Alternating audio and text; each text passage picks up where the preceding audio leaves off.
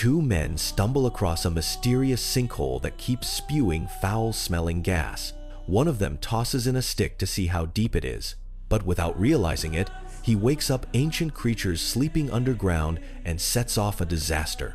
After his father dies, Wallace's mother sends him to Slaughterhouse, an elite British boarding school. She hopes he'll make some well-connected friends there and have an easier time getting ahead in life. But the moment Wallace arrives, he realizes this place is nothing like a prestigious school. The rules are only there to keep everyone under control. The students are divided into houses, and the seniors call themselves gods. The younger students have to do whatever they say, and anyone who talks back gets punished.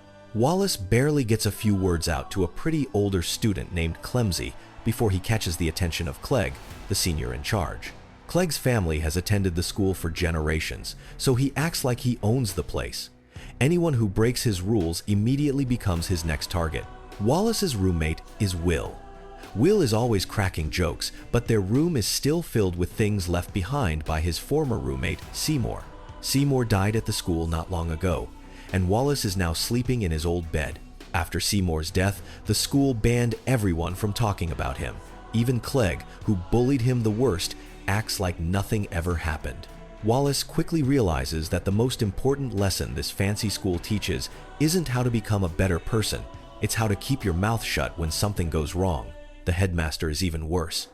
A company is drilling for natural gas in the woods behind the school, and the noise gets louder every day. Cracks are even starting to appear in the ground, but the headmaster has no intention of stopping the work. Before long, Wallace and Will get punished for standing up to Clegg.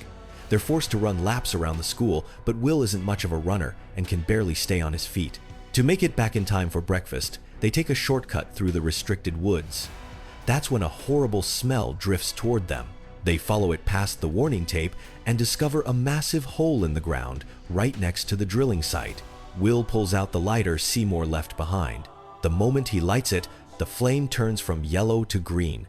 That means a huge amount of gas could be leaking nearby, and the smell may be coming straight from the sinkhole. Wallace drops a piece of wood into the hole to see how deep it is, but they never hear it hit the bottom. Just as they lean in for a closer look, an alarm starts blaring at the drilling site. Terrified, they turn around and run. Deep in the woods, they run into Woody, an activist protesting the drilling. Woody used to attend Slaughterhouse, and he warns them that this isn't just a sinkhole. It's an underground doorway that has been forced open. Wallace and Will think he sounds crazy, so they don't stick around. Back at school, Clemsy tells Wallace the truth about Seymour and Will. The two of them were dating, but when Clegg found out, he told the school and their families. Seymour couldn't handle the bullying and pressure. Eventually, he took his own life. To protect its reputation, the school covered everything up. Clegg soon shows up again and chases Wallace with a lit firecracker. Wallace kicks it into the lake, but the second it hits the water, the entire surface bursts into flames. Mr. House believes gas from the drilling site must be leaking beneath the lake. That means the work needs to stop immediately. The headmaster blames the fire on old underground pipes instead. He then punishes Wallace and Will by forcing them to stay at school for the weekend. As long as there's money to be made, he couldn't care less if the students are in danger. After learning the truth, Wallace gets angry at Will for never telling him what happened to Seymour. But once their argument is over, Wallace realizes Will is still trapped in the pain of losing him. Will is even thinking about going down the same path. That's when Wallace finally understands that Will may act like he's fine, but inside, he's barely holding on. Wallace refuses to let Will die like Seymour. He saves him and then gives him the wake-up call he desperately needs. Will finally lets go of the idea. From that moment on, the two are no longer just roommates. They become friends who would trust each other with their lives. That same night, the ground suddenly starts shaking, and the entire school loses power.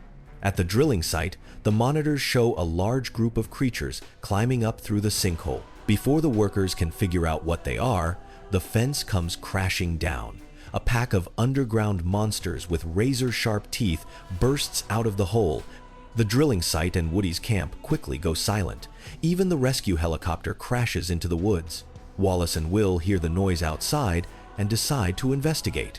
Clemsy and her friend Kay go with them. When the four reach Woody's camp, they find the tents and vehicles completely destroyed. But there isn't a single person anywhere in sight. Just as they're about to leave, a tiny creature crawls out of the grass. Clemsy leans in for a closer look, and it suddenly leaps at her. She quickly pulls off her coat and wraps it around the creature. They take it back to school and demand that the headmaster call the police. He takes one look at it and insists it's nothing more than an ugly rat. He says the staff can deal with it on Monday. Before he can finish, a deep growl comes from outside the window. A much larger monster appears beside the building, and everyone rushes into the headmaster's car. As the headmaster frantically backs up, he accidentally runs over his own dog, Chips. He gets out to check on him, but the monster catches up and knocks him to the ground. The headmaster is killed, but somehow Chips survives. The monster then charges at the car. Wallace hits the gas while Clemsy steers, and together they slam straight into it. The car crashes through a hedge, leaving the creature motionless behind them. Just when everyone thinks they're safe, Clemsy hits the brakes. Her younger brother, Casper, is still at school attending the seniors' party, and there's no way she's leaving him behind. Wallace agrees to go back with her. Only now does he realize that the boy who was always hanging around Clemsy is her little brother, not her boyfriend. They rush into the equipment room and grab anything they can use as a weapon. But when they reach the party, Wallace doesn't even get the chance to save anyone. The seniors pin him down and turn him into their latest source of entertainment. Just as things are getting completely out of control, a monster charges into the crowd. The lights go out and screams erupt from every direction. The students who called themselves gods are now nothing more than dinner. Clemsy uses the chaos to free Wallace, then grabs Casper and runs. Mr. House hears the noise and comes to investigate, but before he can even ask what happened, a monster lunges at them. Everyone attacks it with spears and sports equipment. Working together, they finally manage to pin it down. Mr. House knows their makeshift weapons won't hold the creatures off for long, so he takes the students to the school armory. But the moment the door opens, Clegg steps out. Clegg has completely lost his mind. He shoots Mr. House, then tries to force Wallace and Will outside to distract the monsters while everyone else escapes through the underground tunnels. One of the students grabs the gun and shoots Clegg in the neck. Clegg reaches for a flare gun to fight back, but two giant claws suddenly reach through the window and drag him into the darkness. Mr. House rushes outside to help, only to end up trapped with the monsters. He orders the students into the underground tunnels while he stays behind to hold the creatures off. Convinced that he won't survive, the others have no choice but to keep moving. Deep underground, they discover ancient murals painted on the walls. Hundreds of years ago, the first Earl forced the monsters back into their caves and then built the original school directly above their nest. The maze beneath their feet wasn't built by humans at all. It was carved out by monsters tunneling through the earth for centuries. That means the school and the sinkhole have always been connected. No matter which way they run, they're still trapped inside the monster's home. Just when the group can't find a way out, the missing Woody steps out of the darkness. When he was young, he and his brother Teddy entered these tunnels, planning to use the underground gas to blow up the school. The two got separated. Woody escaped, but Teddy never made it out. All these years, Woody has refused to believe his brother is dead. That's why he came back down here to search for him, but he can no longer remember where the exit is. All he knows is that he once escaped by following a tunnel with fresh air flowing through it. A giant monster soon blocks their path. Someone guesses that after living underground for so long, its eyes may be sensitive to light. Woody approaches it with a flashlight, and the bright beam actually calms the creature down. For a moment, it behaves almost like a trained dog. But the moment Woody lets his guard down, the monster attacks again. Everyone runs while they still can, but Woody doesn't make it. Before he dies, he only has time to tell them to follow the airflow.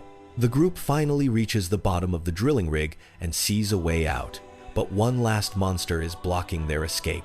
Will grabs Wallace's tie, jumps onto the creature, and wraps the tie around it to buy everyone else some time. Wallace has already started climbing out, but he refuses to leave Will behind. He turns around, charges back, and pulls Will away from the monster's jaws. Wallace saved Will from a noose before. Now he saves him from a monster too. Once everyone escapes the sinkhole, Will pulls out Seymour's lighter. Wallace lights it and throws it into the gas-filled tunnel. A second later, flames race through the underground passage toward the school. The ground explodes, and both the monster's nest and the entire campus are swallowed by fire. In the end, the school that cared more about rules, reputation, and money than its students is destroyed by its own greed.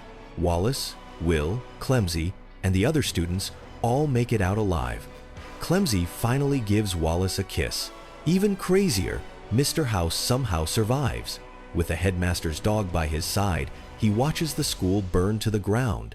If you were Wallace and knew the school was crawling with monsters, would you still go back for someone you cared about?